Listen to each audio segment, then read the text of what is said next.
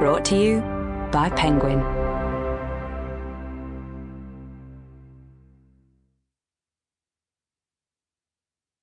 We All Live Here by Jojo Moyes.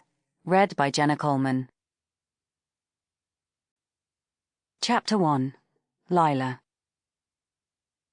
There is a framed photograph on Lila's bedside table that she hasn't yet had the energy, or perhaps the inclination, to get rid of. 4 faces squished together in front of an enormous aquarium in some foreign holiday attraction. She forgets where now. A shoal of enormous iridescent stripy fish gazing blankly from behind them.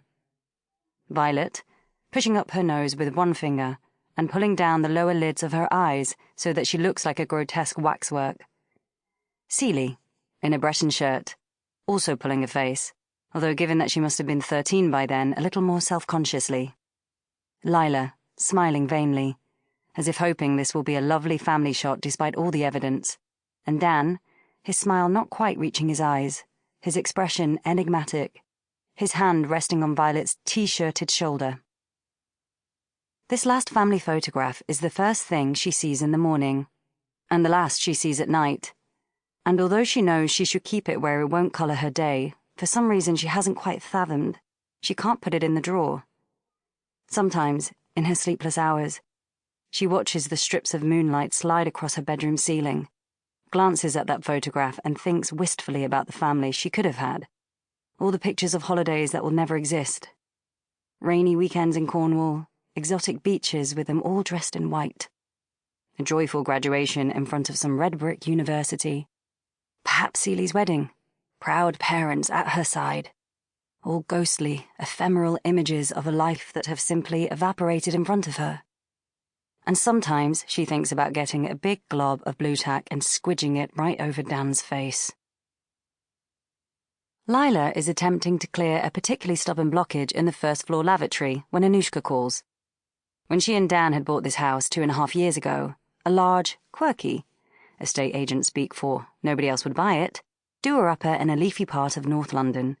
She had been enchanted by the decades-old bathroom suites in mint green and raspberry, thinking them and the floral wallpaper charming and quaint. She and Dan had walked around each room, building images between them of what the house would look like when it was done. Although when she had thought back properly, it was she who had walked around building images, and Dan had said, in a non-committal way, and sneaked glances at his phone.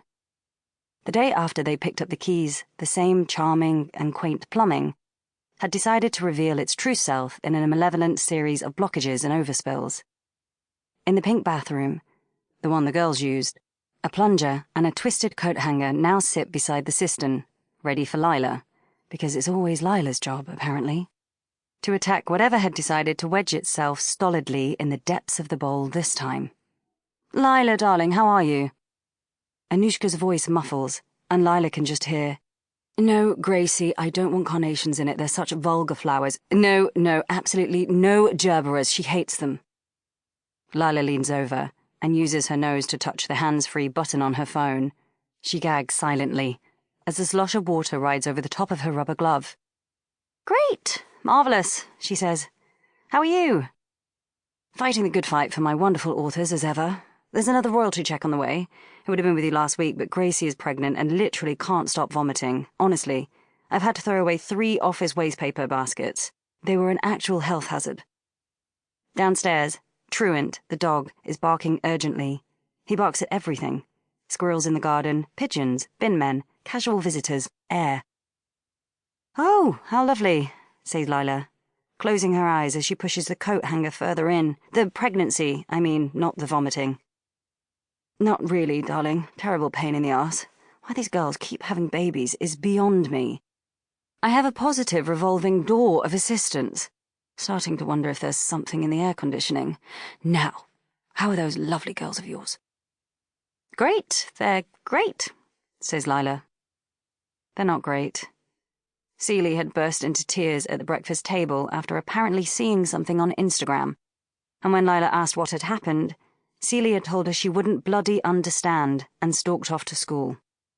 Violet had fixed her with a look of cold fury when Lila had said yes, she did have to go to Daddy's on Thursday. Sample complete. Ready to continue?